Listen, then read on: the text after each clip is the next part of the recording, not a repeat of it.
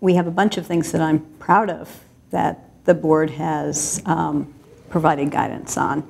So for me, one of the things I'm most proud of is that we actually went through a strategic planning process where we didn't put the strategic plan on the shelf.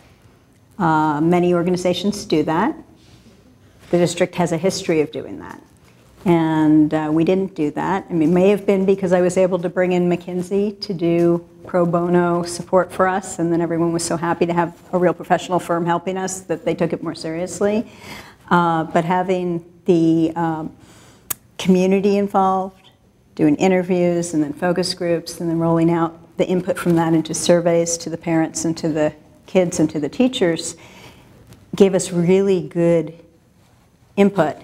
And so I feel like the plan that we put in place really did represent people's needs and people's interests. And we've used that as a management tool for the last 5 years. And I was talking to one of the consultants from McKinsey, the guy who actually led it, and he said, you know how unusual that is. And I'm really proud of you guys for using that tool. So I'm very proud that we've been able to do that. And as a result, I think we've spent less time struggling on certain issues because we've been clear about what our goals are. That doesn't mean we haven't struggled on things. It just means I think we've spent less time doing that. I'm really proud that we finally picked a social, emotional curriculum that we can use across all of our schools in the district. The developmental assets, it's research-based, it has a common language. We're doing programs at every school that use that language.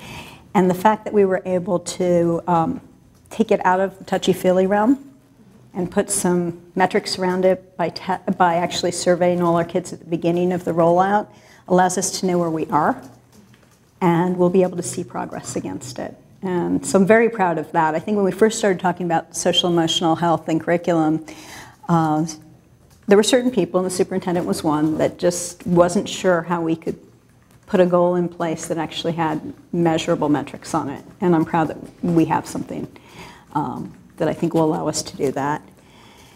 I'm really proud that we were able to put some academic supports in place starting at the elementary level that weren't here before. It started with making sure that our teachers at the elementary level were trained on math in a much stronger way. It is true that many people go into elementary education to not have to deal with math. And I'm proud that we went in and gave a lot of professional development. I wasn't a huge fan of the math program we rolled out, but the professional development was certainly a silver lining. The next thing we did is we went in, and this was in response to a cry about disproportionality in our district. Not the math thing, but the next thing we did, which was to go in and figure out how do we work with kids early? How do we intervene early? And one of the strategies that we've put in place is something called RTI, and that's called Response to Intervention. And there's strategies specifically for identifying kids that are struggling and giving them tools in the classroom without referring them to special ed to try to get over those hurdles, whatever those hurdles are. We also invested heavily in a new reading program that has metrics associated with it and levels associated with it. All of those investments, I believe, we will see the results of over time because that means we're getting in early. We also put in a new early childhood education program for kids who didn't have preschool, and all the research shows that kids that don't have preschool are on a terrible trajectory coming into school. And teachers have already seen the results of that in the early and elementary classroom. Students that would have been coming in not knowing how to sit in a circle or follow directions or interact with their peers are coming in at a different level. So, you know, it's all about trajectory. At the high school level, I'm really proud that we were able to change our graduation requirements to align with the public universities, not because I want to jam everybody into four-year college, but because I want every student to have the opportunity to make that choice. And if they graduate from our schools and aren't able to make that choice, history and research shows that a large percentage of them won't be successful at making that choice later on. I also am proud about this because I think it's going to be the lever we can use to change the way we're teaching in some of our classes. So we've had a struggle getting some of our students through Algebra 2. Now that we've made this a requirement, it's forcing our staff to go look at different ways to teach Algebra 2. And very recently, Charles Young went to a conference, and he came back all excited because he has a bunch of ideas of new curriculum that's UC approved, that counts as Algebra 2, but it focuses the teaching in a different way.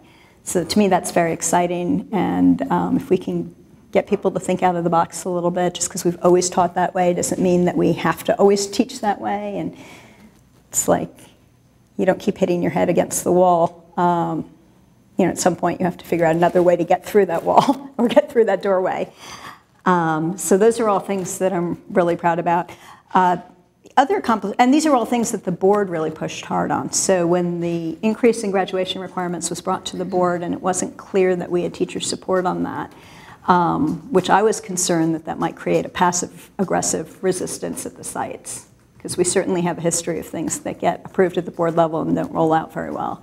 And so it's important that the people on the ground believe that these things are important and are on board with it so that we get some staying power in whatever the initiative is. So I think that I'm proud that the board saw that there was some barriers to implementation, and asked the superintendent to go back and remove some of those barriers before we voted on it. So to me, that was a huge success. Another thing that the board opted to do during a time of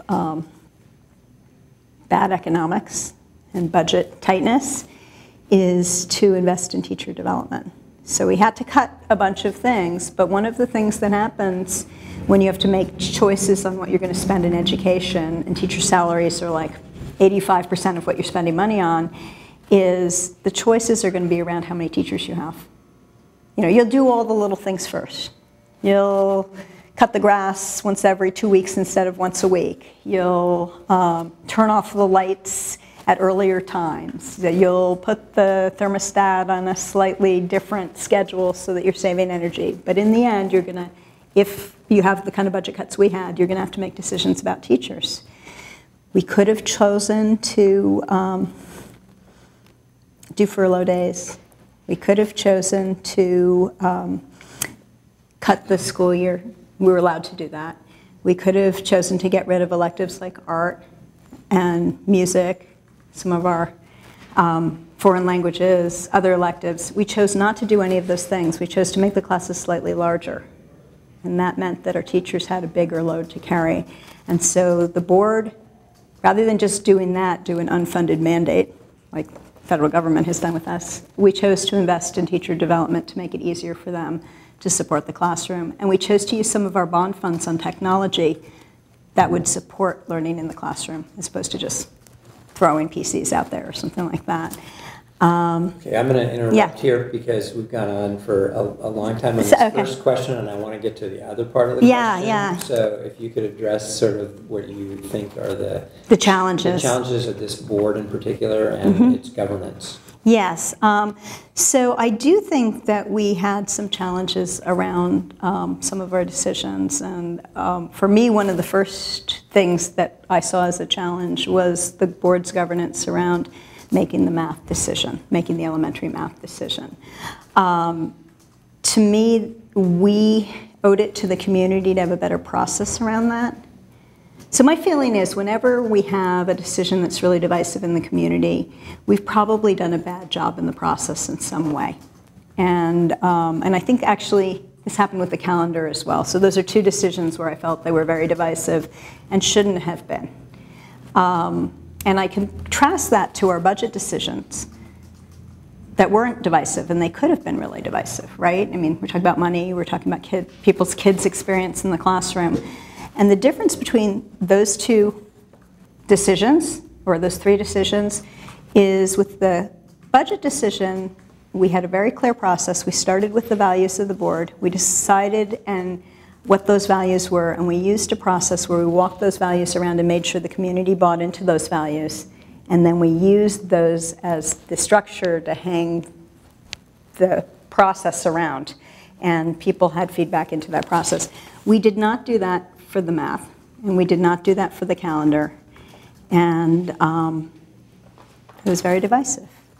Now, The other area that hasn't been great has been around this whole guidance goal, which was one of our goals in our strategic plan. And the goal was to improve guidance and support around guidance for both high schools at the high school level. And some of our goals we focused on right away, and some of them have been pushed out, and this one was pushed out a ways. And when it seemed good, the process we were using, and we hired a consultant and had her come in, but her marching orders were a little unclear. And so she's a good consultant. She came from Boston Consulting Group. But rather than looking at both models together and saying, what are we doing right, what are we doing wrong, how can we improve our whole offering as a school district, she looked at each one as a separate environment and said, how do we improve this one, how do we improve that one? And I don't think that did us a real service, but we didn't have agreement up front. The board didn't give Kevin very clear direction on that. We didn't say, okay, when we hired this consultant, make sure that she talks about, as a district, how we're going to provide better. So that started, to me, sort of a rocky start. And then the clarity that we didn't give clarity to Kevin on what to do next after she gave her report. We said, wow, that's really not good that we have these holes here. But we didn't have clarity in it. When a lot of the community came forward and said, we're really unhappy with the guidance model at Gunn, we didn't have a clear direction for Kevin as to where to go with that. And he made some decisions on his own that may have gone against what we said at the board meeting, but we never voted on what we said. So he could have selectively listened to us. That was, to me, that's a board working problem.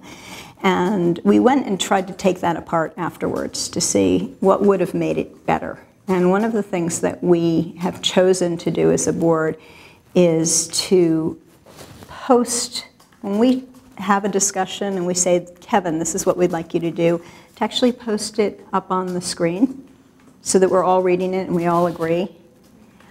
This is not something that we've been doing before. And, Kevin's a strong leader. He's got strong opinions, and he might not think he's selectively listening, but it seems that way in retrospect when he's chosen to do certain things and not chosen to do other things.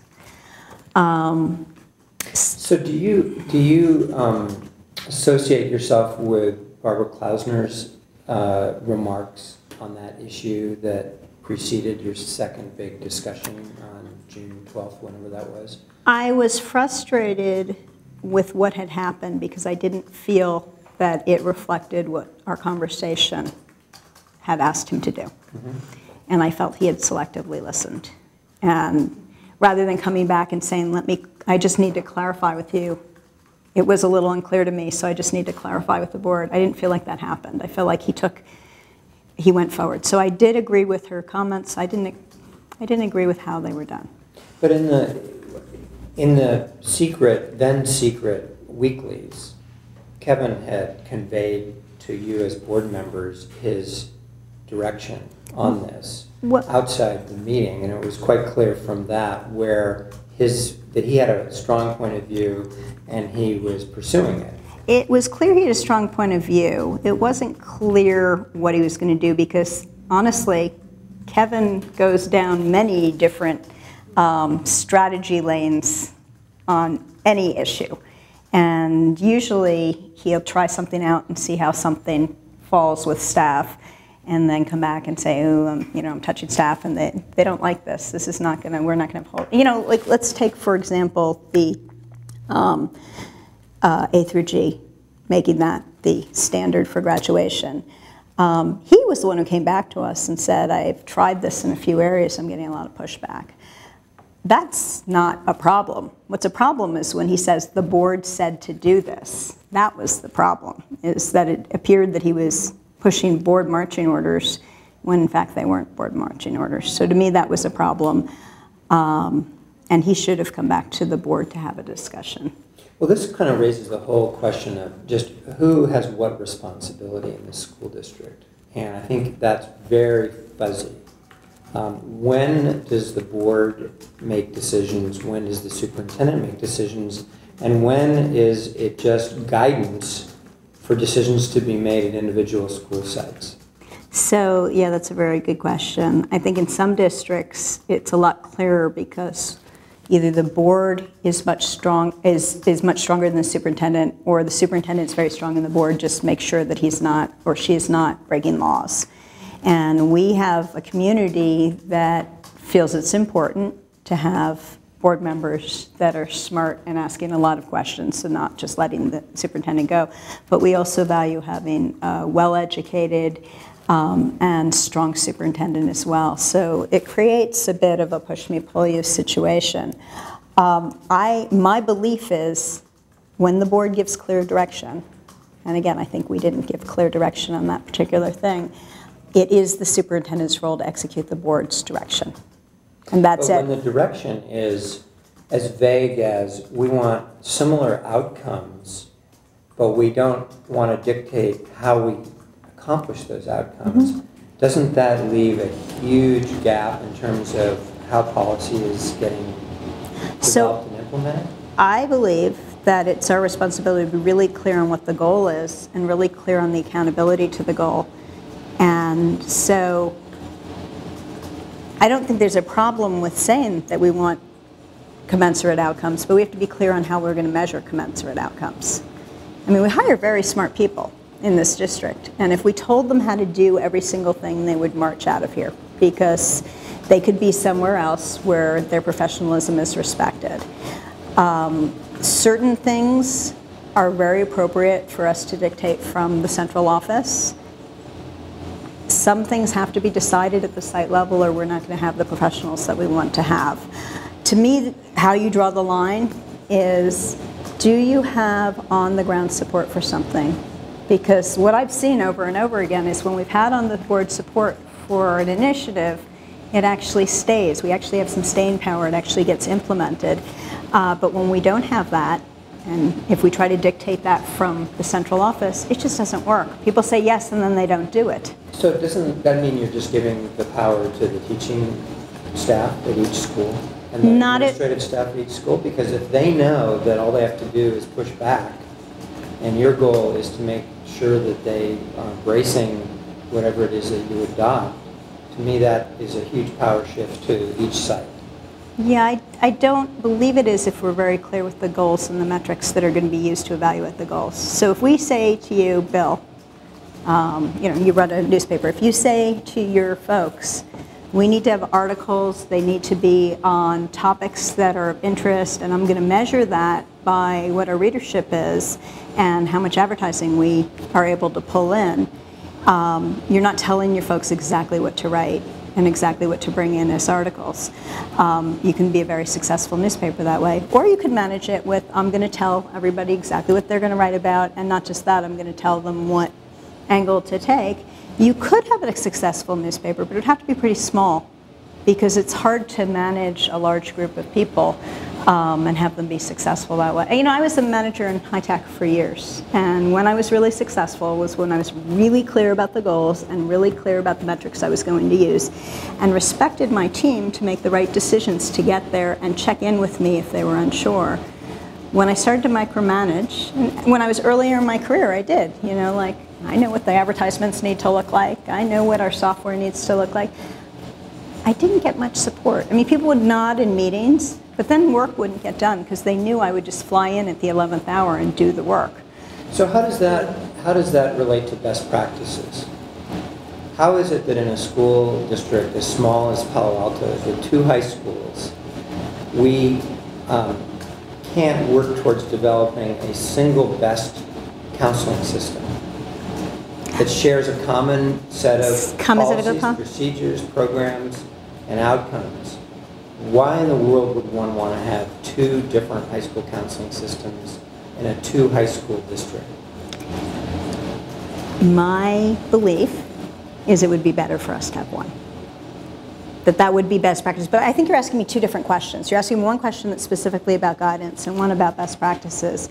Well, just using the guidance as an example. Yeah. There's many other examples where individual sites are doing all kinds of different things from one another, that creates arguably a ton of inefficiencies. Or a ton of new ideas. So we have to balance those two things, because we have plenty of interesting activities that have come out because a school was allowed to try to develop something. And then really what you need to do is figure out how to spread that around so that we have sort of a portfolio of things going on, and then we can pick the ones that seem to be working best. Right, so if your ultimate goal is to move to best practice, and, and your technique is to conduct laboratories in certain schools, but that's never been articulated as the system by which we work in this district. But maybe it hasn't been articulated, but it's certainly how we try to work in this district. I mean, look at some of the programs we're doing at Barron Park right now. And I'll just take one for example. We tried last year at Barron Park to do inclusion, so kids with special needs that would normally be in a special day class into the kindergarten classroom. And it was a little bumpy at first, but it worked pretty well. This year we're rolling it out at Duveneck. So that's something that was sort of risky to try across the whole district. That could have really blown up in our face, but now we can roll that out. I think Schoology is another example like that, where we've tried a bunch of things. I mean, you remember in class, and parents thought it was great, and teachers couldn't use the system. It was too hard and bulky to use. And by trying a bunch of different programs like this, we've actually found something that's pretty good. Now the question is, then how do you roll it out?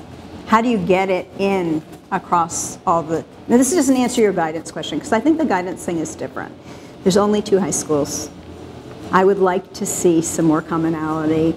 My hope as a school board member and encouraging the switching of staff at the administrative level, so people who worked at Gunn to go to Pali and people Pali to go to Gunn, is to break down the walls between the 2 schools. Okay, but let's just stick with guidance for a second. Yeah. Return to the broader question.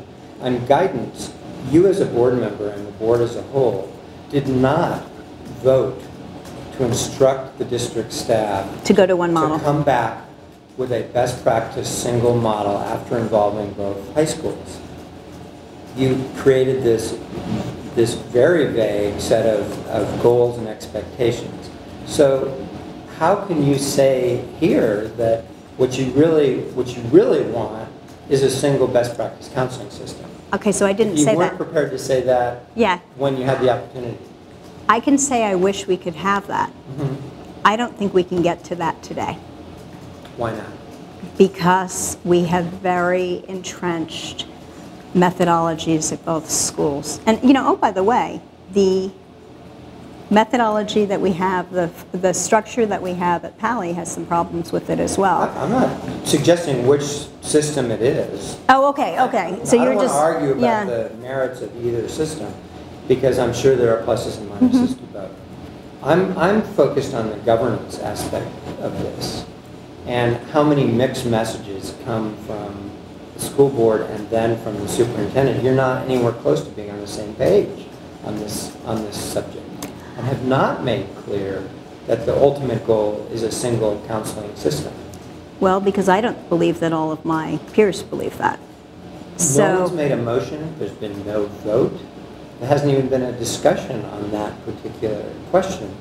And it just seems to me that that's where the discussion should have started, is to where are we trying to end up? To your point, we need to be clear about what our goals are.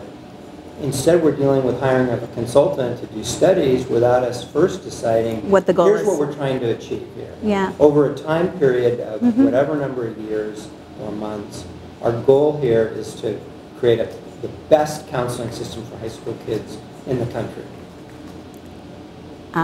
You're right. You're right. I think that for me, I looked at both models and how entrenched we were and felt that if we didn't give the professionals the respect that they could go do the work and the research and come back to us with recommendations, we were going to end up with a big problem. And I felt like we were sort of walking a tightrope, where do we break their feeling of professionalism? And maybe I was too conservative. It's possible. I believe that by having them work together on things they will share, but it would have been clear. You're right. It would have been clearer to just say, we want one model in the end, but would that have broken our ability to have them working on this. It forces them to work constructively with one another because they know that a decision is going to get made about a counseling system instead of having to try to persuade you of how great their counseling system is. Let me move on to a broader question about the way the board functions. You pointed out that you've moved to this idea of putting notes on the overhead of what people are saying.